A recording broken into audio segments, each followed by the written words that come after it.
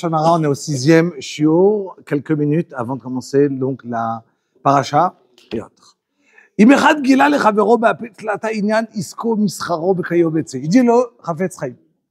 si quelqu'un il va dévoiler un secret à son ami, par exemple, dans son business, il raconte combien il gagne, il raconte une histoire qu'il a fait, il raconte, mais il le raconte devant 3 personnes, au moins 3 personnes, c'est 3, 4, 5, beaucoup de monde.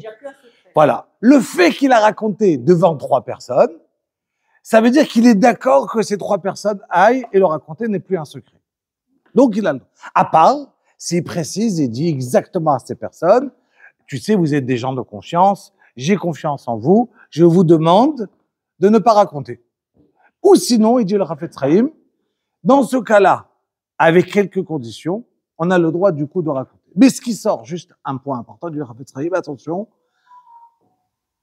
attention surtout de ne pas, quand quelqu'un il va te raconter un secret, ça fait partie d'Alachot, comme du Lashon Hara, avec plusieurs styles de pourquoi on n'a pas le droit, ou de Ve'ahavta l'erecha kamocha, ou bien Maïdestani alecha, alecha lota'avid, ce que tu veux pas qu'on te fasse à toi, interdit de le faire aux autres. Plusieurs halachot de pourquoi on n'aurait pas le droit de raconter un secret de quelqu'un qui vient.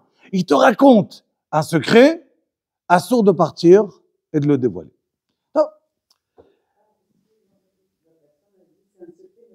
Voilà. Alors, si maintenant elle l'a pas dit, ben elle a montré. Elle t'a dit viens chez moi à la maison. Elle te parle, elle te dit je te raconte qu'à toi quelque chose. Si j'imagine que la personne ne veut pas que ça se raconte, d'accord? Ou bien que par exemple ça peut créer un nezek, un dommage à la personne. Alors on n'a pas le droit de raconter à part si on lui a demandé. Évidemment, s'il nous a dit que ça, de ne pas raconter, c'est assourd. Maintenant. Quel est le din si la personne qui a dit de ne pas raconter, il est niftar? Est-ce qu'il y a aussi un din de garder un secret de quelqu'un qui est décédé? Ou bien on dit, non, est-ce que ve'ahavta l'ereacha kamocha, il existe même pour quelqu'un qui n'est plus de ce monde? Ou bien ve'ahavta l'ereacha kamocha, question dans la halacha. Alors il va maintenant, mais attention, si je parle du mal de lui, attention. Si je parle du mal d'un iftar, je ne pose pas de questions. C'est sûr que c'est assaut. Je ne parle pas de parler du mal. Je ne parle pas de quelque chose dans un cas où ça va lui causer du tort lui ou à sa famille.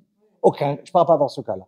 Je parle de quelqu'un qui avait un secret, qui ne veut pas qu'on raconte ça et ça. Mais il n'y a aucune différence. Aujourd'hui, il est iftar. Mais aujourd'hui, ça y est. Aujourd'hui, il est décédé. Il n'y a pas de problème de raconter. Mais ce qu'il ne voulait pas raconter. Mais lui, il ne voudrait pas qu'on raconte. Mais la personne n'est plus là.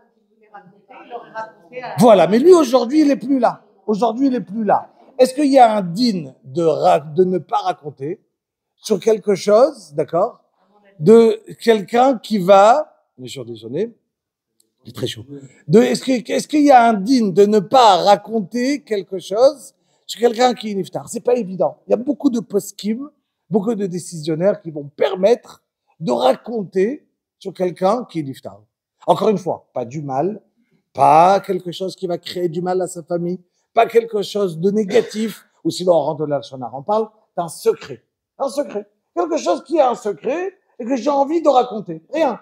C'est juste, ça va engendrer aucune différence au niftar. Aucune. Mais lui, il y a des gens qui veulent pas. Ouais, quelqu'un, il veut pas que tu racontes une histoire, mais c'est un secret qui ne le, tu veux lui dire, mais pourquoi tu veux pas raconter? Dis comme ça. Parce que je veux pas. Ça me dérange. Quelqu'un, il veut, alors, pardon? À toi, je t'ai fait confiance parce que j'avais besoin de me libérer. J'ai besoin de parler. J'ai besoin de me libérer, je te raconte. Mais c'est pas parce que je t'ai raconté à toi que j'ai besoin de me libérer moi que le monde entier a besoin de savoir. Si maintenant j'ai un appartement que je loue et que je vais donner le tarif à quelqu'un, je vais dire à la personne à qui je loue mon appartement, tu racontes pas combien je te l'ai loué. Et lui, il va dire, attends, tu m'as loué un appartement, j'ai le droit de raconter combien? Moi, je te dis, non, c'est assourd de le raconter. Si tu racontes, j'ai d'autres appartements, par exemple, ça va me créer que toi, je t'ai loué pas cher, pour X raisons, ou bien les gens, ils vont dire, ah, lui, il a plein d'argent, tu as vu combien il loue son appartement? Je veux pas du Haïnara. Je dis, attends, mais c'est du légal, je t'ai pas volé, je loue un appartement, assourd de raconter. Ça s'appelle un secret. Ah, c'est un secret dans le business que en vérité, oui, mais j'ai pas envie que tu racontes. C'est-à-dire, je peux interdire à quelqu'un à raconter un secret. De là, on vient à la question qu'on a parlé le dernier shiur. Si quelqu'un, il a raconté un secret, on a parlé, vous vous rappelez la fois dernière, quel est le din? Il y a un shidur, quelqu'un qui, j'avais appelé une personne, une histoire qui s'est passée avec moi il y a 2 semaines, et que j'avais appelé quelqu'un pour se renseigner sur un shidur pour un garçon, et le garçon, je suis tombé sur le médecin, et il me dit, il a une maladie telle et telle, mais je t'interdis de le raconter à la fille. Est-ce que j'ai le droit de le raconter ou pas? Le médecin aurait dû le dire. Très bien. Très bonne réponse. Donc, celui qui a écouté. Ça veut dire que le médecin n'a pas le droit, dans ce cas-là, de donner un secret. Ça veut dire que non. D'habitude, un secret médical, il n'a pas le droit. Mais dans un cas de shidur, il aurait dû venir et dire le secret et dire à la personne, évidemment pas à tout le monde, à la personne qui est concernée. Voilà. La personne qui est concernée de raconter, de dire, voilà. Donc il dit le Rav Chaim, quand maintenant j'ai quelqu'un qui donne un secret, mais le secret il n'est pas justifié. Parce que je te dis, tu sais quoi, demain, il y a une personne qui va faire un attentat. Mais tu es obligé de partir raconter. Il y a une personne, demain, il te dit, demain, j'ai une personne qui va faire du mal à l'autre. Un vrai nézek. Ben, quelqu'un qui va se marier, qu'on va pas savoir sur la personne qu'il est, un petit attentat à la maison, il faut le savoir, c'est quoi. Tout simplement. Et si le rab qui le sait ne dit rien, qu'est-ce qui se passe? Ça sourd. J'ai écrit, c'est comme une édoute on a une édoute et qu'on va pas donner sa édoute, d'accord? Un témoignage qu'on va le garder, ça sourd. Quelqu'un, il est obligé de venir et de raconter un défaut s'il y a besoin de savoir. Attends, il y a des choses que si la famille peut le savoir ou si la personne ne va pas demander. Je rentre pas dans tous les détails, d'accord? Si quelqu'un, il est concerné par cette halakha, il faut se renseigner comment j'ai le droit de le faire, mais il faut savoir qu'on est obligé de raconter de l'autre côté. Quand il y a eu un cas comme ça, le rab n'a rien dit. Il y a eu des conséquences dramatiques. Très grave. Je peux pas juger la personne qui l'a pas fait. Ou des fois, les gens, ils réalisent pas, ou ils prennent le lashon hara parce qu'ils ont pas appris la halachot. Et donc, ils se disent tout est assourd. Et donc, ils veulent faire préserver en pas racontant. Mais des fois, le fait de se taire, c'est encore pire. Et le Rav Chaim, il le dit plusieurs fois. Faut apprendre qu'est-ce qui est moutard et qu'est-ce qui est assourd. Car si je crois que tout est assourd, je peux faire plein de dégâts parce que j'ai pas parlé quand il fallait parler. Et des fois, je me parle. Exact, tout à fait. Ça veut dire. Non. Si le rab sait certaines choses avant le mariage, il est obligé de partir de. Et là, il n'a rien dit. Ouais, je suis d'accord. La halakha, elle est claire et nette dessus. Je viens pas maintenant donner. Vous parlez d'un cas que vous avez en tête. Voilà. Et il faut le savoir une chose. Je connais des histoires aussi, malheureusement, de personnes qui n'ont pas raconté. Il y a eu des divorces affreux parce que des personnes n'ont pas raconté des maladies. Non, mais je parle de personnes que je connais. Non, mais ce que je veux dire, c'est que, par exemple, elle, moi, on entend qu'un tel vont se marier. On ne va pas rentrer se mêler si on ne lui pose pas de questions. Non, si maintenant il y a le rave de la personne qui sait qu'on lui a raconté quelque chose. De ça, il parle. Il parle d'un rave en question, que c'était son rôle quand il est venu se renseigner, qu'il n'a pas voulu raconter. Il n'a pas voulu raconter. Si quelqu'un ne raconte pas, vient se renseigner, c'est son rôle de venir et de dire ce qui s'est passé, qu'est-ce qu'il y a eu, qu'est-ce que la personne est là, d'accord et aussi non.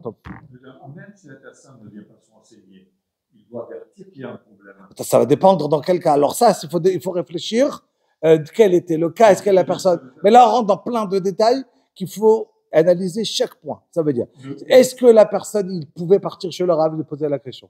Est-ce que la personne, il pouvait savoir? On va rentrer dans plein, je veux pas rentrer dedans, sinon il y a plein de détails qu'il faut rentrer, c'est pas juste blanc ou noir. Moi, j'ai rentré dans la personne qu'on vient de poser la question. Si on vient pas de poser la question, il y a des questions d'Allah. Comment? Et dans quel cas oui, dans quel cas non? Moi, une fois, on m'a posé la question et c'est la seule fois où j'ai fait une chélatram. parce que je ne savais pas quoi faire. Il faut. Et donc, Je vous conseille de le faire d'autres fois chez la Et Trave. donc, j'ai posé la question, mais parce que j'avais des doutes. Oui, elle a posé la question des fois, quelle est la halakha? C'est important de le faire parce que des J'avais fois... des doutes sur ce qu'il y avait à faire. Et le Rav m'a dit qu'il fallait que je dise à la personne de ne pas... Très bien. Mais Très, je très n'ai pas bien. dit ce que l'autre avait, en fait, c'était la schizophrénie. Donc, le Rav a dit, c'est incurable, il faut. Prévenir la personne. Alors, petite question d'halakha, allez-y. La personne qui a été touchée par cela, et si maintenant elle va raconter son histoire, est-ce que son histoire devient de la shonara? Encore une fois, quelqu'un, vous parlez dans le cas de la fille et le garçon, par exemple? On n'a rien dit à la fille, elle s'est mariée. La fille, elle s'est mariée, ok. Il fallait pas, parce qu'elle n'a pas été avertie. C'était catastrophique. Elle a divorcé, mais avec, j'allais dire, beaucoup de problèmes. Maintenant, quand elle va raconter son divorce à d'autres personnes, pourquoi elle est arrivée à ça, est-ce que ça devient de la shonara? Ouais, alors, est-ce qu'on a le droit de raconter? Voilà, c'est une question compliquée, parce que j'explique. J'explique parce qu'elle va toucher plein de points. Si Béhémet, il y a un intérêt, les abats, ça veut dire dans le futur, que la personne qui a eu s'est mal comportée, et j'ai peur que, prenons un exemple, il y a des personnes qui se comportent très mal, et certains enseignants, j'appelle pas ça des raves, qui enseignent dans des écoles, d'accord, qui se sont comportés, ou d'autres personnes qui se sont comportées d'une manière affreuse, assourd, abuser des enfants. Les rabbinim me donnent qu'il faut absolument être mefarsem, d'accord. Pourquoi? Parce qu'il y a un nezek de cette personne. Donc, de lendemain, tu vas voir, c'est évident.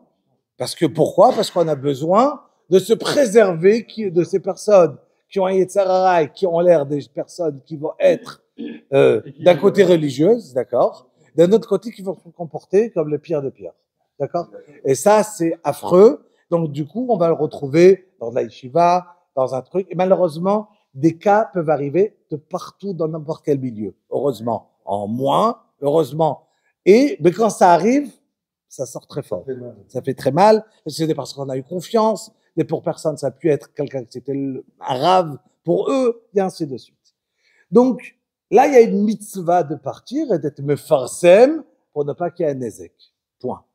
Dans un cas pareil, où il n'y a pas de nezek, il n'y a pas de nezek, ça veut dire il n'y a pas de dégâts qui peut arriver par la suite, c'est arrivé une fois, je peux aller voir la personne concernée, lui dire la prochaine fois, tu fais attention, il fait tchouva. Tu n'as pas besoin de raconter. Donc, il y a plusieurs chemins qui peuvent être dits avant comment arranger une chose pareille. Petite question à réfléchir, Bezrat Hashem, pour la prochaine fois. C'est, voilà, ma fille, elle travaille dans un hôpital à Kfar Saba. Très bien, tu m'as pas dit le nom de ta maman. Fleurette, Bat, Bar Juliette, les fois Shlema, Bezrat Hashem. Voilà, fois Shlema. Donc, je reprends, j'avais, pardon.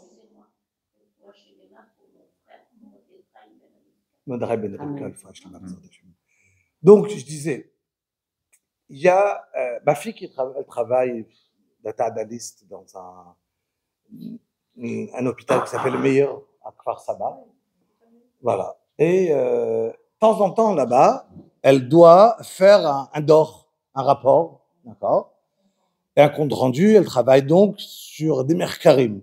Un mercar, c'est des recherches. Dans la recherche, des fois, c'est avec des noms, sans nom, d'accord. Imaginons un exemple, je prends en tant qu'exemple.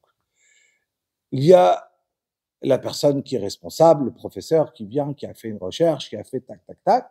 Il vient, il lui dit, voilà, tu vas taper un rapport sur cette maladie.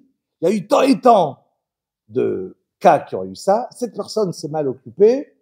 Et donc, il y a eu des dégâts ici. Donc, on va raconter sur un professeur, sur un docteur, sur quelque chose, en fait, conduire la shonara. Est-ce qu'elle, dans son travail, doit dire, je pose mon ordinateur, je pose mon stylo, j'écoute plus, la shonara, je sors, j'ai pas le droit de travailler ici. Ou bien elle a le droit de travailler, d'écouter, en 2 mots, on va le refaire simple. Une secrétaire elle est à l'hôpital et elle doit faire un rapport elle doit faire un rapport sur une certaine maladie, que un docteur elle s'est mal occupée, a mal fait quelque chose à l'hôpital. Est-ce qu'elle a le droit d'écouter le nom du docteur? Est-ce qu'elle a le droit de taper un rapport pareil parce que c'est son travail? Ou elle doit dire non, tu n'as pas le droit de travailler ici, au revoir. Mais la shonara. Et alors, pour le travail, on a le droit d'écouter la shonara? Quelqu'un qui travaille dans un journal, il a le droit d'écouter de la shonara? Le toilette, il n'y a pas besoin il quitte son nom.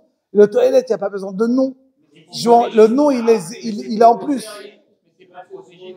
Juste Bechela, je t'écoute. Pourquoi j'ai besoin de dire son nom? Tout le monde peut se tromper. Pourquoi j'ai besoin de dire son nom par rapport au mercar? Par rapport au mercar, le nom, il n'est pas important. Je reprends. Ah ben c'est sûr que la shonara, c'est plus important et donc vaut mieux perdre sa place. La question est-ce que c'est mouta? Pas évident. C'est évident, vaut mieux perdre son travail que de dire une seule fois dans la vie sur la shonara. Il n'y a pas de doute. Si ce gars-là, il a fait ton secret, là, c'est secret professionnel, t'as rien à dire. Tu prends note. Oui, mais elle va maintenant écrire quelque chose qui est assourd. Mais c'est assourd. Mais c'est assourd. Est-ce que c'est moutard d'écrire? Est-ce que c'est moutard ou c'est assourd? Si elle ne le fait pas, il y aurait quelqu'un d'autre qui le fera. Pardon, quoi? Si elle ne le fait pas, il y aurait quelqu'un d'autre qui va. Oui, Yasma. Pas parce que moi, je fais pas le issour, que quelqu'un d'autre va faire le issour, que j'aurai le droit. Vaut mieux perdre son travail que de faire un issour. Donc, Et si imaginez quelqu'un qui est avocat et qu'on vient lui raconter des histoires. Non, parce que c'est tout le système de ceux qui obéissent aux ordres. Oui, tout à fait. Et on peut aller très loin dans l'obéissance aux ordres. Et donc, est-ce qu'on a le droit? Donc, on a des... Alors, je vous donne tout de suite la réponse, comme ça, on n'a pas besoin de garder. La réponse, elle est comme ça. Si le meilleur, c'est qu'elle tape, elle dit à la personne avant, ah, tu veux me raconter? Pas de problème. Moi, je te tape tout le rapport. Et toi, tu rajoutes les deux trucs, le nom, en haut du rapport, c'est toi qui le mets. Moi, je me lève, c'est le meilleur. Il y a des poskim qui ont voulu dire que quand quelqu'un vient dans un hôpital, il se met à travailler, il accepte, miroche, dès le début, qu'il peut se tromper et qu'on pourra écrire contre lui. Et il y en a qui disent, bah putain, on n'accepte pas, parce que personne sait qu'il va se tromper et qu'on va écrire contre lui. Et on va dire, le rov des poskim, la majorité des poskim disent que c'est interdit pour une secrétaire d'écrire un rapport, elle doit taper, sans le nom, et dire à la personne qui est en haut d'elle qui l'a donné, s'il te plaît, c'est à toi de donner le nom. Mais moi, je n'ai pas le droit de rentrer parce que la personne en question qui a fait la faute, d'accord, il n'a pas envie que son nom, lui, il n'aurait pas voulu que son nom va être divulgué. Oui.